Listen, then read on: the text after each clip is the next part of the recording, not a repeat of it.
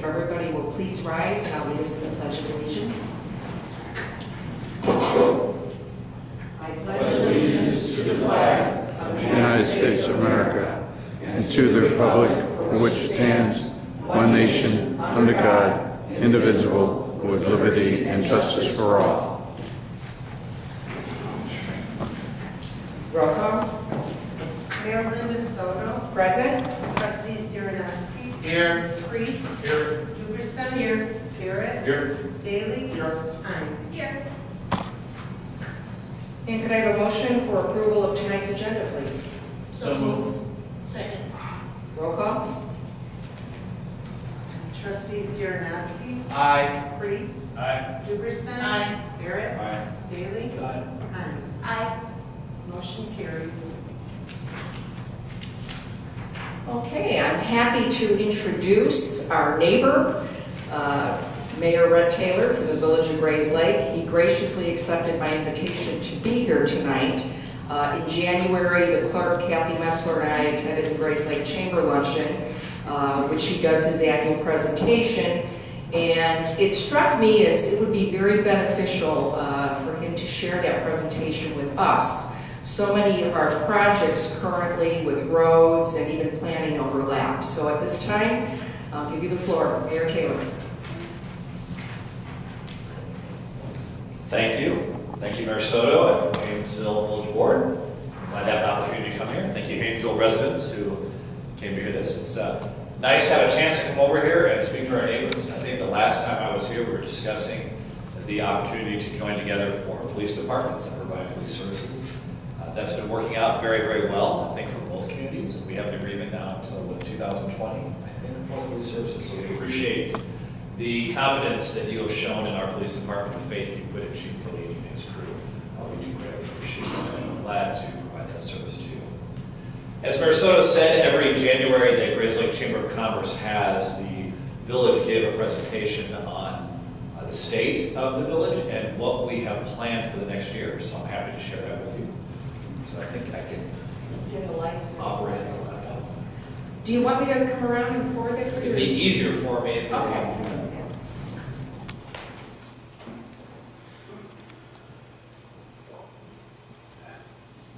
So then I'll stand here so I can see the board and the residents at the same time at the screen. This presentation covers three different topics: transportation, plans for our village center, that's the historic part of the Village of Grays Lake, our old downtown, and then economic development. The idea of the structure is to address the two most common concerns we hear from residents. I'm sure you hear the exact same concerns: traffic and taxes. Are those concerns over here in Hainesville as well as Grays Lake? There's certainly concerns for Grays Lake, and so we try to structure around that. The first item is the Lake Street, Illinois 120 intersection. This is an intersection that in Hainesville you'd be familiar with as you travel into Grays Lake. You can see there's a lot of work there that was been done there recently. We looked at that as one of the entryways into our town, so we wanted to make sure that that looks nice and appealing when we come in. But also we had a need to do a lot of improvement to make that intersection flow well. We did the addition of right and left turn lanes on Lake Street for north and southbound traffic. Lake Street was quite congested in the mornings and the evenings, taking cars to the metro station and bringing them home from the metro station. So people had difficulty turning on Route 128. We improved that. We added additional right turn lane on Route 120 for eastbound traffic, and then we extended curb and gutter to Lake Street Metro from Illinois Route 120. So an overall road improvement. Lake Street is one of the major roads in Grays Lake, and most of it has curb and gutter now.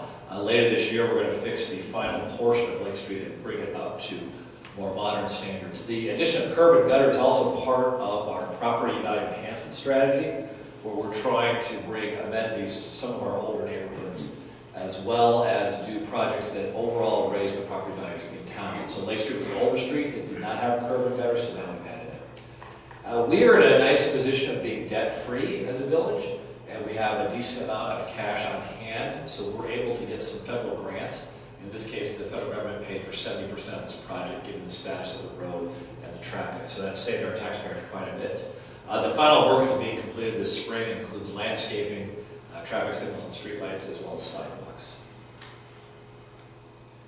So here's what it looked like before. You can see there's an old filling station there, and the intersection, we really don't have much like turn lanes. And if we go to after, we were able to form a partnership and take over that corner and clean it up, but we've also got now a turn lane going to the west, a turn lane going to the east, same thing down here, so the traffic moves much better through this intersection. Now we're going to move up to Washington Street, just east of Hainesville. You're familiar with the county's project which ran Washington Street. They're eventually going to take it all the way to Cedarville Road. This is the portion that impacts Grays Lake. What you're looking at is the north is this way, and this is running to the east. Here's the Harriet Farm subdivision. Washington Street will be expanded to 4 lanes and will be put underneath the railroad tracks. This is very nice for us in Grays Lake right now. If a freight train comes at the certain times of day, you may not be able to get out of town. Years ago, we put a fire station on the east side of the tracks so that our fire department can get to that part of the town. Once this is done, we'll at least be able to move across the town, even if there's a train blocking a portion of it. So the county is driving this. The Lake County Department of Transportation is driving this project. You can see it's already begun. When I gave the presentation in January, it hadn't quite started yet. There'll be 5-lane, Washington will become a 5-lane road with the underpass. Phase 1 is Lake Street to Harriet Way, and then Phase 2 will be Harriet Way out here to Hainesville Road. We're providing decorative landscape medians. These are some of the medians you can now see on Route 45 and further to the east on Washington that the village is taking care of. We also have similar medians that will be going on Peterson Road as that's expanded. Grays Lake does extend all the way down to Peterson and south of Peterson now. The construction is to begin in the spring of 2015, and it is spring, and construction has started. They actually started a little bit earlier. The first thing they're building is an access road that will run north of the current Washington, and you can see that they're getting started on that now. They have moved a lot of the utilities. This is a $21.5 million project. The village's portion of it is $220,000. This involves some utility work that's our responsibility, as well as the medians and some decorative work we're doing. Actually, Linda, if you could go back to the picture again. We just decided at our budget meeting, the village board decided that they wanted something a little bit more attractive than the steel. So we're looking at options to dress that up a little bit. And we should have a plan for that a little bit later this year. So eventually that's a little bit more attractive than just a steel bridge, because we're looking at this as the entryway to town as well. Okay. The Washington Street Bike Path. Now this is further to the east on Washington. The village acquired grant funding for Lake County Department of Transportation project. This will connect Lancer Lane, which is in the campus of CLC, to the existing village bike path system. The construction begins this spring, and it should be completed by this summer. So you can see Lancer Lane, and this is the CLC campus. Over here we have the north end of College Trail and Cherry Creek, and this is Atkinson Road. So this bike path will connect from Lancer Lane down there. That's important to us because Washington Village right over here is a little bit isolated from the rest of the community because there isn't a bike path connecting them into the downtown or to Raleigh, Savannah. So this is very important to get them connected. And then the meadows a little bit further to the south. So we're getting will be the northeast corner of our town connected now more to the center. Peterson Road improvements, as you know, you may have seen the papers, we have annexed ground all the way down to Peterson Road and further south of Peterson. So portions of Peterson are now within the village. From US 45 to west of Illinois 83, Peterson's being widened to 5 lanes, and there are going to be intersection improvements at Midlothian. The construction is about 80% complete, with a completion this spring. The village has contributed $2.1 million to that, and I mentioned the landscape medians earlier. Those will cost about $128,000 to us. So the idea is that we're getting these landscape medians at the different borders to our town on Route 45, which is at the east end, Peterson at the south, and Washington in the north. Then Illinois 83 to west of Allegheny Road. Planned construction is this spring with a completion this fall. Again, that will be widened to 5 lanes with intersection improvements down by Allegheny. And if you travel down there in the morning, that can be pretty congested there, Allegheny and Peterson. And we're going to provide landscape medians there as well, $270,000. and our project cost for us there is $2 million. So not quite as inexpensive as the Lake Street 120. It is costing us some money, but it is beneficial not just to the village, but to the county as a whole to get that done. Now back to our downtown Center Street improvements. There are a lot of advantages to living in a town that's well over 100 years old. You have a lot of history and character.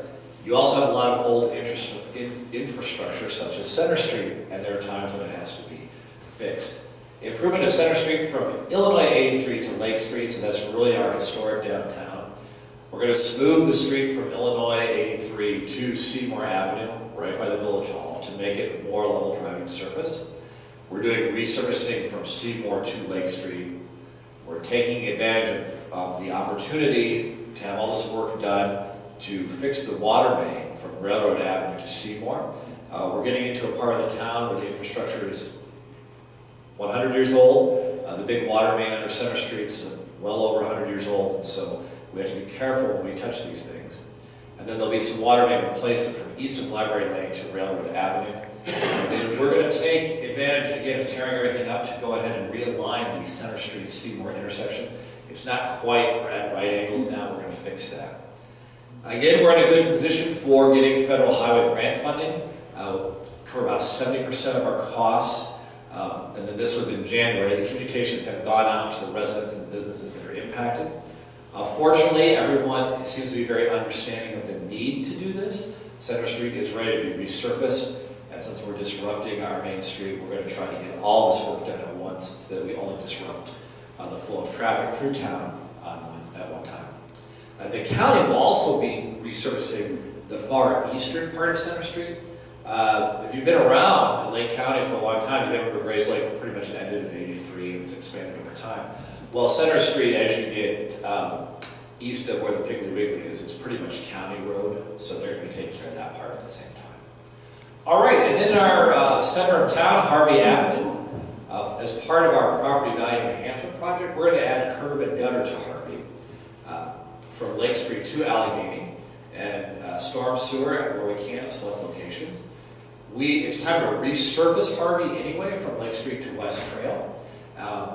West Trail represents the newer part, but if you take it to Allegheny, there is no curb, there's no gutter. So we're going to go ahead and do that now while we resurface. The cost is about $500,000 for that. At the same time, School Street, which is by Grace Lake Central High School, that carries a lot of traffic on it. There's been a lot of parking on it, so there's quite a bit of damage along the campus. We're going to resurface that street. It's time to be resurfaced anyway, from Lake Street to Beam Drive, and then we're going to add curb, gutter, and storm sewer. Estimated cost is $350,000. We just had our budget meeting. We're going to be able to do a little bit more work and take some of the curb and gutter all the way to Burton as well. So that's an update from what this is presented. But it should make for some nicer streets right in our downtown area. Route 83. This is certainly of interest to both of our communities.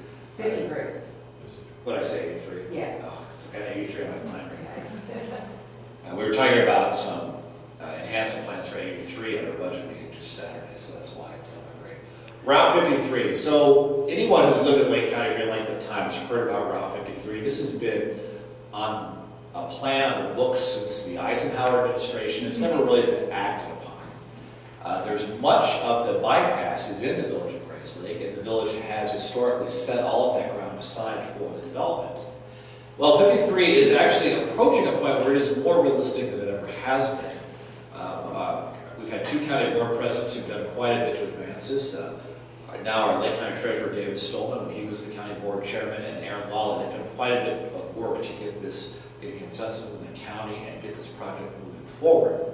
And so here's an update on the progress. Grace Lake has the advantage of serving on two committees, finance and land use. We are definitely an impacted community, and so they came to us and gave us an opportunity to be part of both of these, and we took that opportunity since it's going to end right at the south end of Grace Lake and split through us.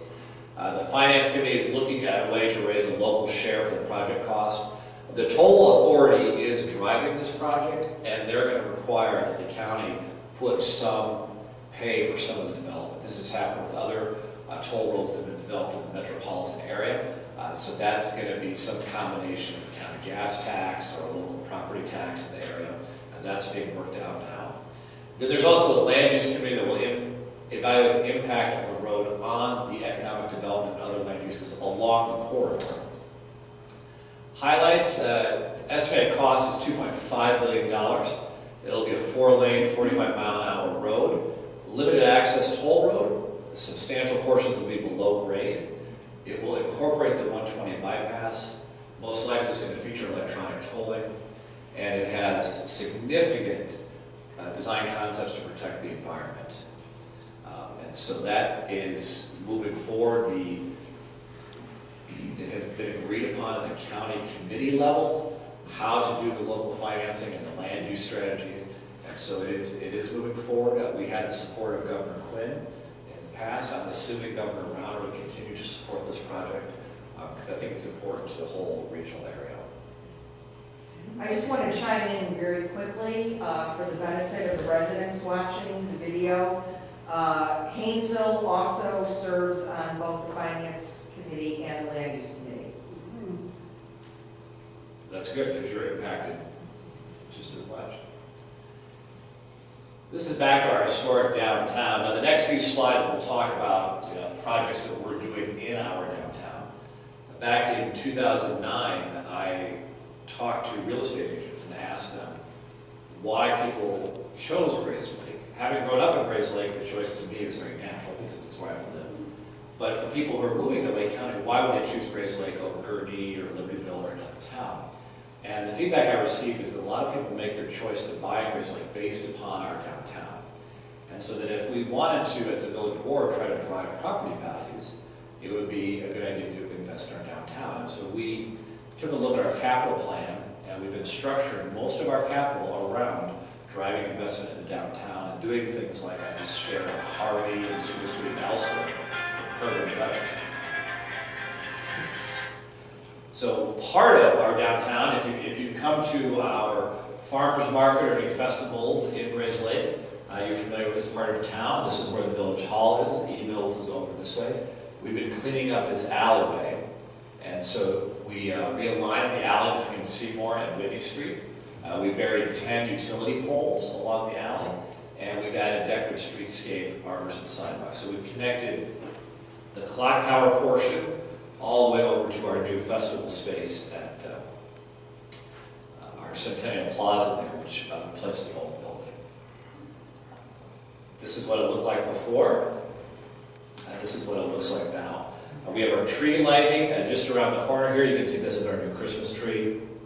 The farmers market takes place there, and like I said, it ties the parking by the clock tower to that festival area. And burying utility lines is expensive, but it's more than just aesthetics because the more we get those utility lines underground, the less likely we are to have a break in a storm and disrupt a business or a restaurant by loss of power. This is the plan for 2015. You can see this is Seymour Avenue. Here's the Village Hall running up to Center Street. That Center Street Seymour intersection will be improved, and you can see we're going to add additional landscaping, stamped concrete along there to improve it. We have an extensive downtown improvement plan, and we're executing a portion of it every year as we go through our capital plan. This is what's going to come in 2016. Here's our clock tower. It's here, Millennium Court, Seymour, the Village Hall. This parking is not used, and so we had a desire to put some green space in our downtown area. This is something I was interested in. I have the opportunity to travel. I work for Abbott, I worked for Abbott and now AbbVie, and I do travel for my job, and so I like to look at the different towns I visit to get ideas for what they're doing. I saw this in Sandusky, Ohio. They had a lot of nice gardens in their downtown area that had an older downtown. And so this puts some green space in, and we don't have a town square to organize around green space, but this will give us something, and it's visible from the train station.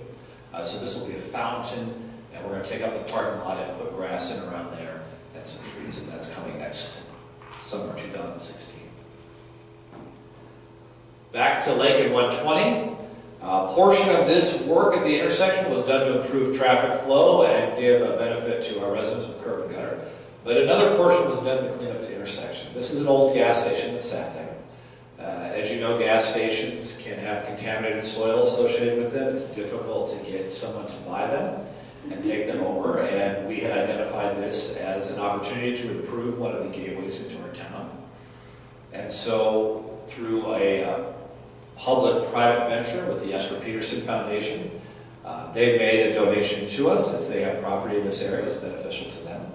And we were interested in taking hold of this park. I had asked the village board to allocate some money so that we could buy the building and tear it down. And that worked out well because about the same time the Peterson family approached us and said, hey, we'd be interested in helping you out with this project. So it benefited both the village and them. And so we acquired the building, tore it down, and we put a park in its place. And so it cleans up the intersection, takes care of an environmental problem from the gas station, and gives us a nicer entrance into town. And this is what it looks like with the snow. And we just approved funding in our budget meeting for additional landscaping there this spring. Commercial waste franchise. After a competitive bid process, the village selected the lowest price proposal from Groot Industries. This proposal, or this presentation, is made to the Chamber of Commerce. The Chamber had approached the village a couple of years ago about consolidating the trash collection and providing recycling to our businesses. This is something villages can legitimately do. It's like the trash removal from homes. In Grace Lake, we have one contract with Waste Management. I believe you have a similar situation here that does all the residential. So we work with Groot to do all the businesses, and they do multifamily, the apartments. 90% of the businesses experienced a cost savings of around 55%. So previously, each business had its own arrangement with a trash removal company. Now they're all going through Groot, and we have one contract for the village. So it lowers the amount of truck traffic in the village. It brings down the overall price to our businesses. Again, most of them save up to 55%. And it's definitely a benefit both for the town and for the businesses. And we were able to fulfill an obligation that the Chamber asked us to do. So there are uniform rates, there are no additional fees or surcharges. Very importantly, we got free recycling in. So not just our residents have recycling, but now the businesses do too. The rate increases are limited to once a year and restricted to the rate of inflation. Some of the small business owners experienced rate increases throughout the course of the calendar year, and their increases didn't seem to be tied to anything concrete. The franchise began this year. All right. Next slide. Is that it? It's not advancing. It's not advancing. There should be some slides on SIA. There we go. We have a series of economic development incentives that we offer to try to restore facades and improvements of buildings in town, but also encourage businesses. We look at the investment the business will make in the community, how many jobs it will create, and that sort of thing before awarding one of these. There's an old building on 2 South Lake Street. It's about 100 years old. It's an Art Deco style building. It's been many things over the years, a gas station, a car dealership at one time. It was an antique mall for years and years and years. The building called the Cupola Building, and it will now be a banquet building. There's about $500,000 in investment, and we gave a $100,000 incentive to help with that. The facade will be restored to the original look from 1916. It'll be a small banquet facility for small events, and it's going to add 3 full-time and up to 4 part-time jobs to our community. We have a picture next. This is what the building looks like today. Depending upon how long you've been around, you can remember it being different things. I think there was a beauty salon at one time, and there are a variety of things. And this is their rendering for what it will look like in the future. They're not changing it too much, but what they are doing is they're bringing back a lot of the Art Deco features, doing some updated windows, so that'll be nice. You think of Grays Lake, you think of a lot of Victorians and bungalows, but we do have a couple Art Deco buildings. This is one of them, so it'll be nice to see that restored as well. And it should be in time for the building's centennial, which is next year. We also have All Kids Dental Center. This is what used to be Pat's Pizza. So if you're familiar with, remember Pat's Pizza, the owner retired and the building went up for sale, and so now All Kids Dental Center has bought the building and has opened up there. This is a nice story because they had their business in Grays Lake and they expanded and they needed more place. So they put a $725,000 in private investment there. We gave them a $75,000 incentive. And again, I said it was Pat's Pizza. It's now a dental clinic. It's an existing business. They're creating 20 full-time jobs and 8 part-time jobs. There'll be an orthodontist, oral surgery. So these are a lot of professional jobs that are coming into the community. Here's the before, and here's the after. They're still working on it. You can, they have occupied it, have some work going on in there, but you can drive past and see what it looks like on Route 83. The Grays Lake Business Partnership, this is part of our drive to try to diversify our tax base. Grays Lake is a lot of residential in Grays Lake and not as much of a business base there. We've done a lot of annexing over the years, especially south of here, all the way down to Peterson, as I said. So we're trying to drive for some more significant economic investment in our town.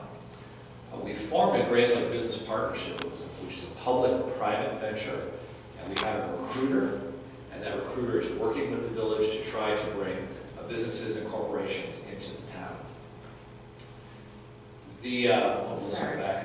This is here to show our residents. A 30,000 square foot office building would bring up about $196,000 annually in non-homeowner property taxes. So it helps add those taxes to the school system without adding children who need to be educated, as well as bringing jobs into the community. The 100,000 square foot light industrial building, $270,000 annually. But 100,000 square feet of retail will bring $336,000 annually. And we have a couple different targets.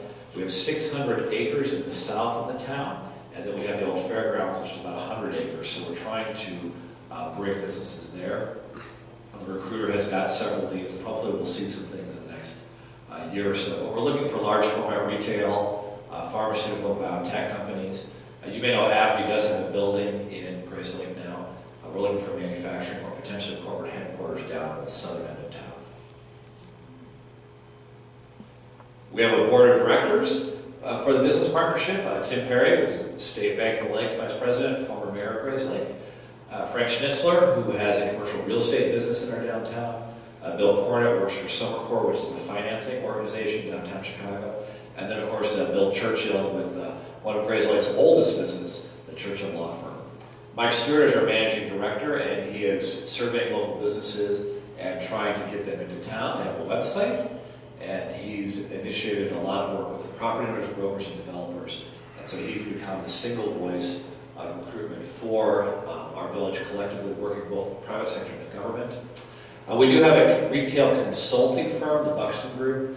They've done a significant analysis of Grays Lake's buying patterns and the buying and shopping patterns within about a 5-mile radius of Grays Lake, looking at income, what do people buy, where do people shop. And we're trying to use these data to help Mike recruit national chains that may not have a presence in this area but are looking to open up a presence. So an example would be, we have Regal Cinemas in Round Lake Beach, a cinema that competes with Regal and Marcus up in Gurney, trying to bring someone here who doesn't have a presence already that meets certain demographics. And so we're using those data as well. There's some more information on Mike Stewart if you want to contact him. Saya, the freight company, this is a trucking distribution company that is a national corporation, about $1 billion a year. They were looking to locate a new depot in this area, and so they chose what was a farm down south of Peterson Road. There they could annex into Mundelein, Libertyville, or Grays Lake, and they chose to join Grays Lake. They're at the southwest corner of Peterson and Lothian. They're going to bring about 60 to 70 new jobs to the village. $9 million investment with recurring taxes for local school districts. Again, this is very far south of the village, which is now Fremont Township. So these taxes are benefiting what we think of as the Mundelein school system. You can see the dollar amounts there. And they would provide services to existing new businesses. We have Targets and Walgreens and Jewel Oscos all over the county. There are trucks that bring those goods from O'Hare Airport or wherever they make their entryway into Illinois to those stores, and so this would be a dispatch area there. The sewer service plans are approved by Lake County and the Village Board. And SIA is now pulling their permits, and construction should start pretty soon. Tell you a little bit about the company. They've been in business 90 years. They're one of the top carriers in the country. They have 147 terminals and 34 state coverage, which is good for us as we try to attract more businesses to Central Lake County. Having connections with a national corporation that has connections with lots of retail is beneficial to us. Here's the site plan. This is Peterson Road. Here's where their facility will be. And then down here, there's a residential area in Mundelein. There's a large buffer of retention pond and trees and a berm there separating the development from the residential area. They've used pretty high quality construction material in their plan, and the density, about 60, 70 jobs over 33-acre parcel, so it's a pretty low density use as far as people coming into the facility. All right, and then I usually open it up for Q&A, which I can do if you want. I can answer some questions from the board. Or Any questions? I did speak kind of quickly because I wanted to keep it down to 30 minutes. But I think you're right, because this is going to be very beneficial for some of our future discussions. While we may not have the size and the amount of land that Gray's Lake has, there's certainly some ideas here that we can carry over and benefit from in our future planning. So it's helped us tremendously, so I thank you so much. thank you for inviting us. We're very happy to come. Thank you. Thank you. No questions at all? Right, Brett, you can go home and enjoy your dinner. Grant writer, how are you getting your federal grants? We don't have, the question was, do we have a grant writer? How do we get the federal grants? So the question was, do we have a grant writer? How do we get the federal grants? The first thing for getting grants is the more money you have available to put to a project and being debt free. So one of the things we do, I don't know how you structure your capital, but we have our capital meeting in the fall. So this fall, October 2015, we'll have a capital meeting where we plan our capital spending for 2016. But that capital spending is based upon money we took in this fiscal year. So we don't do the capital planning until we have the money on hand, and we'll know how much money we have. So we have a projected number that we looked at our budget meeting in March, and then we'll know what our actual number is in October. And we have historically planned 25% less on the state income tax distribution, which usually has given us a cushion. Now, depending on how much the governor decides to take away from us, we may lose that cushion. But those two things have given us money in the bank, so to speak. And then we've been debt-free since 2009. So we don't have any debt, which means we have significant borrowing capacity if we wanted to. So a lot of these grants require that you have essentially almost the money to fund the project to begin with, or a significant amount of it to get the grant. And so that helps us financially. We don't have a formal grant writer on staff. It's one of the expectations of our village management structure. We have a village administrator and then about 2 assistants who work on obtaining money for this type of thing. Thank you. On your building restoration where you're with banquet hall, where are you going to park all the cars that come to the banquet? Is there space on site? Because I don't recall a lot of parking, because where that building's at, you're going to be bumped up against all your restaurants over there at the other end of the street.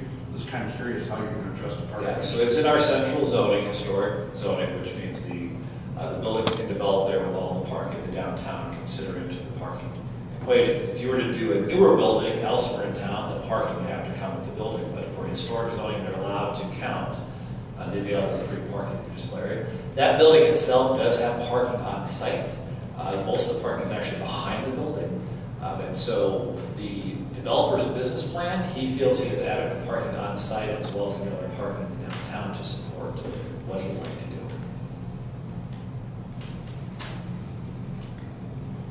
Any other questions? Okay, All right, well, thank you very much for inviting me. I appreciate it. thank you.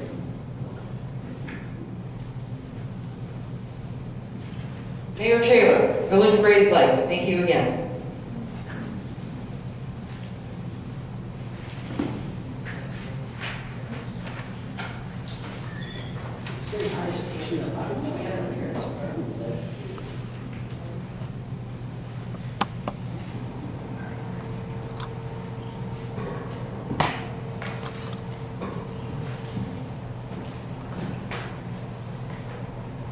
Okay, at this time, we will take public comments.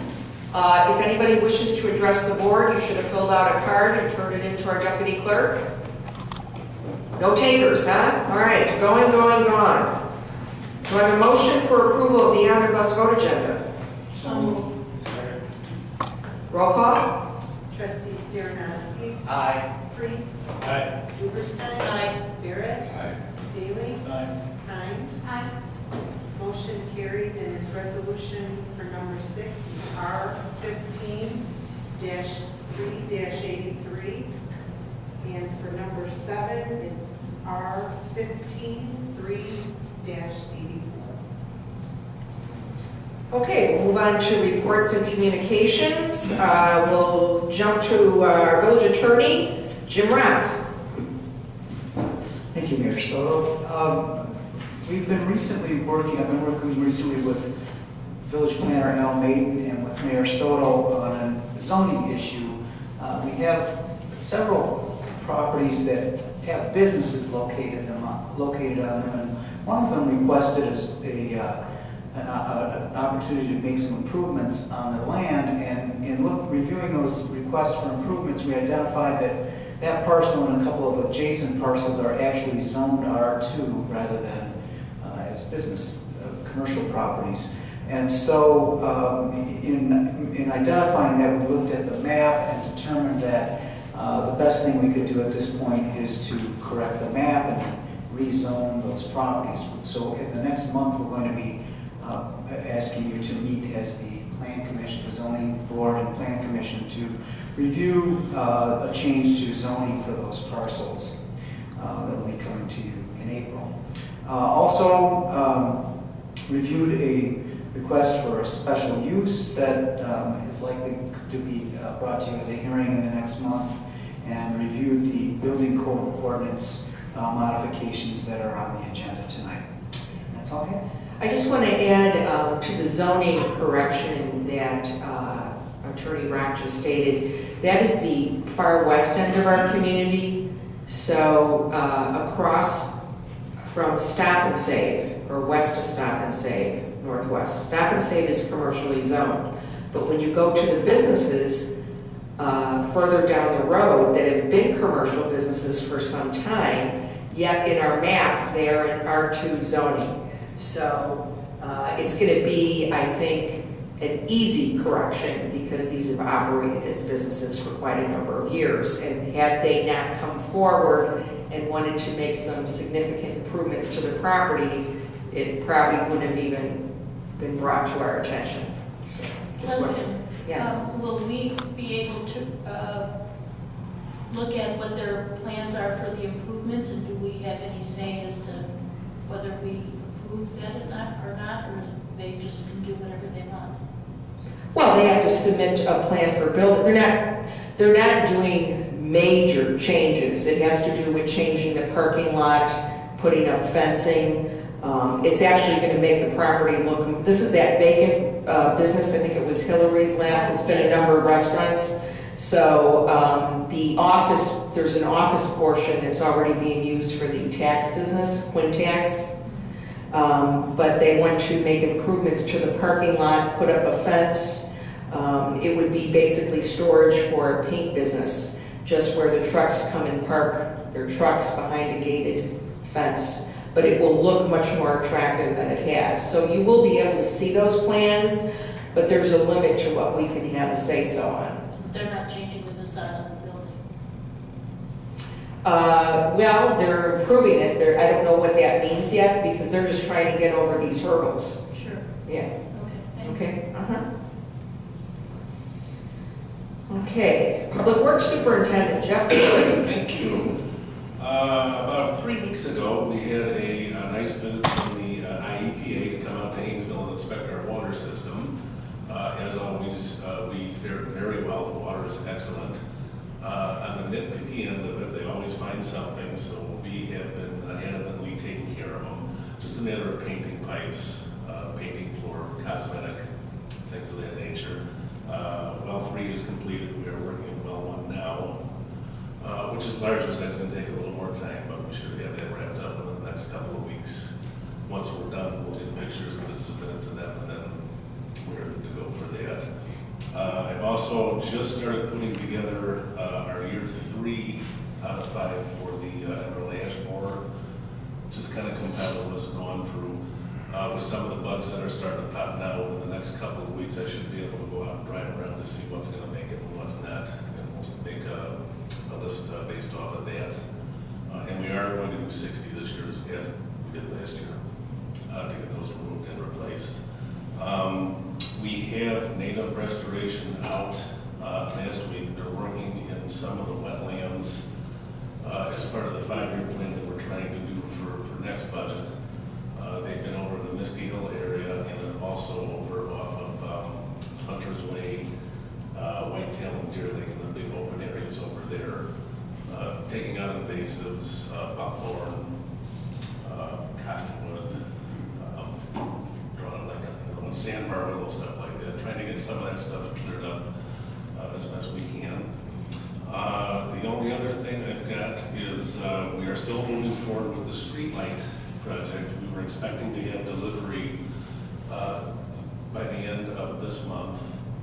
However, there's been a delay, as sometimes happens. There's a problem with the casting or the molding or whatever. I've been talking with the vendor of the lights.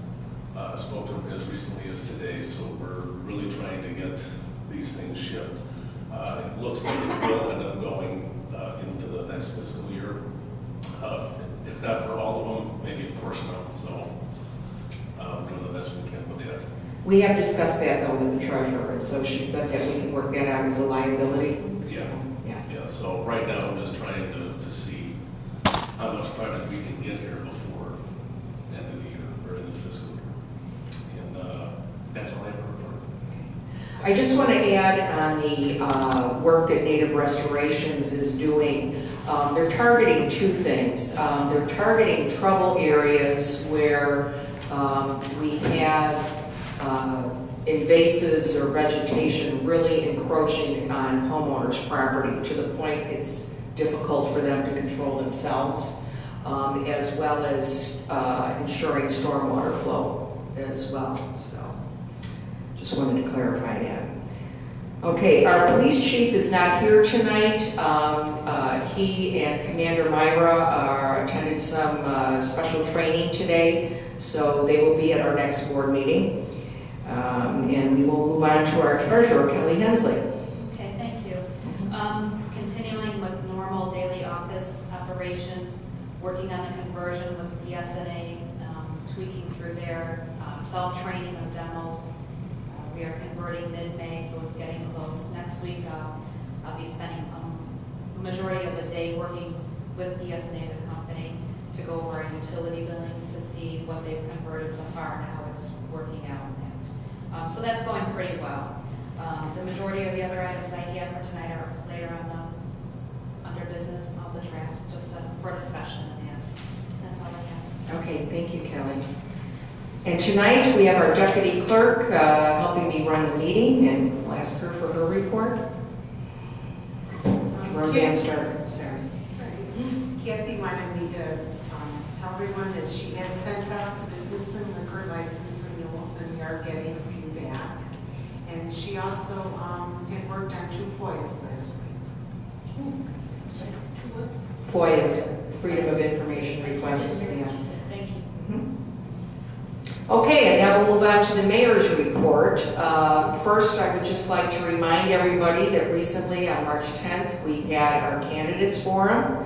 And I want to encourage everyone out there in YouTube land to please go to the village website. You can click on and watch the recorded forum. And you can even start early voting now. That is available at the Round Lake Village Hall. And election day is April 7th, Tuesday. Your polling place is here at the Hainesville Village Hall. The polls are open from 6 a.m. to 7 p.m. Please get out and vote. We have 6 candidates for 3 seats on the Village Hall Board. Also, your local school boards have candidates on the ballots, and your local municipalities and your school boards really make decisions that impact your daily life. So please get out there and vote. Also, just a brief update. I don't even know if Mayor Taylor was aware of this yet when he was talking about Route 53.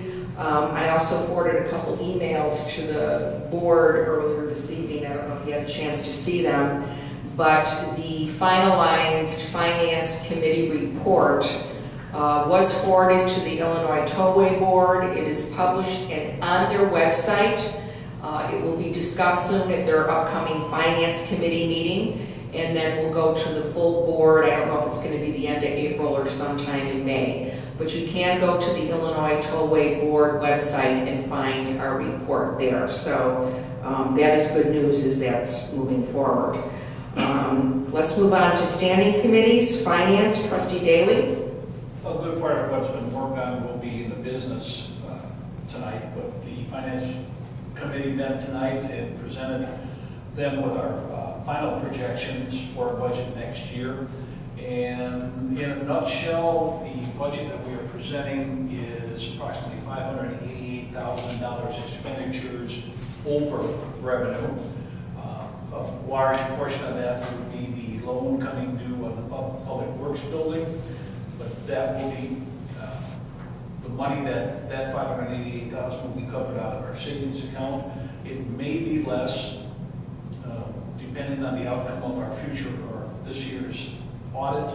We may look to extend the loan on the Public Works building. We may not. It will depend on what our cash situation is once the audit is completed. This money coming out of savings is part of a long-term plan that we've developed with the Finance Committee in the village, and it should take us down to about $1 million to $1.2 million in savings, which is, I've recommended, and the Finance Committee agreed to this evening, should be our bottom line for savings. We've spent it down, we've accomplished a number of projects, completed a number of projects over the last 5-6 years to improve situations as roadway, water tower, other infrastructure in the village. But we want to maintain that, which will be approximately 6 months of operating expenses, which put us far and away above a number of communities. And I guess the bottom line, what I'm trying to work for, or work towards, is 1 year from now when we're doing this budget, we will not be looking to take money out of our savings. We'll be looking to make a balanced budget between expenditures and revenue. Thank you. Okay, thank you. Public Works, Trustee Crease. Thank you. Right in our last meeting that we had, Jeff discussed explained most of the things that we were discussing in the last Public Works meeting last month. One thing that I was looking into was kind of a little project of mine, which is the price of our water billing and everything else, and just to see whether, how we can maybe get a capital funding program going. And so I've got Kelly working on some of what the water actually costs. I guess it'll be surveys back from other surrounding municipalities to try to put something together for our next meeting. And that's about it. So, Thank you. We're going to come right back to you, though. come right back here. If I may, I'm sorry, there Yeah. was one point I wanted to mention, I forgot. I'm working on a presentation, or at least gathering information on revenue enhancements, ways that we could improve our financial situation, that I hope to, within the next month and a half, at least have a presentation for the board, some ideas, or at least for Finance Committee. Okay, thank you. And we're going to go back to Wally for Public Safety. Public safety, we had a meeting today, and what was discussed today was your meeting with Lake County and with Jeff and everything else. And as we were pretty disappointed in the outcome, basically, because everything we were trying to do to enhance, the safety on Hainesville Road gets shot down because of the federal, their standards and everything else, Fed standards. We are gonna put the sign, pedestrian crossing sign, okay, in the middle of the road. We're gonna be putting it up, taking. For the weekends. For the weekends. And the better weather. So that- Also, the county is supposed to be moving those signs, but they haven't done it yet. They haven't done it yet. I was gonna talk to you about another sign I was thinking of, but we'll talk about that later. Okay. And also, one other thing that was brought up to me, and somebody mentioned this, that the joggers and bikers in the mornings, early in the mornings, it's still dark, and they're not wearing illuminated clothing, so it's pretty hard. A few people have said that they've almost hit people. Well, the joggers jogging in the street, backing out of their driveway and not seeing them and everything else. So I just want to say, if you're going to jag early in the morning, wear something really bright. Reflective, you need reflective whatever, jackets, lights, you know, shoes. stuff like that. Yeah. We could put something on the website and in the Right. next newsletter. We had a little bit in the newsletter, but, Yeah. so. Neon is in. Yeah, right, right. Okay, thank you. All right, we're going to move on to trustee Duberstein for wetlands and open spaces and the Great Age Club. Well, we have finalized our 5-year plan for this year, and that is included in the budget. The Great Age Club is busy with activities. There's a group of us that are going to CLC Saturday night to see the American English, which is a tribute to the Beatles. And then our next meeting, April 14th, we're going to have someone from Walgreens come and talk to us about Medicare Part B and D and what vaccinations seniors should have. And she will have the pneumonia shot and I think the shingles shot available. So if people are interested in any of that, you're welcome to come to our meeting, 2 o'clock at the Village Hall on April 14th. Okay, very good, thank you. Broadcast Media Manager, trustee Garanowski. So we had a busy past month on the website and the YouTube site actually. For us, we had 13 views, over 107 minutes watched, so really good engagement. Most of that was focused on the past the February meeting. We had actually the first time we've had 2 likes on our videos, so we're doing a good job with that. And most of the meetings were watched through their entirety, so we're doing some interesting stuff. That is interesting. Okay, thank you. Transportation, trustee Barrett. Well, the Honorable Mayor of Grays Lake kind of covered everything I wanted to touch base on the Washington Street expansion with the utility roads coming in. And, I'm still not really holding my breath on Route 53. There's an awful lot more work that has to be done before anything can really happen, because you've been attending meetings and depending upon how Governor Brown treats the rest of the legislative session, Route 53 may or may not ever continue to move forward. We don't know. So basically, they're doing all the preliminary work to start knocking the lanes down and start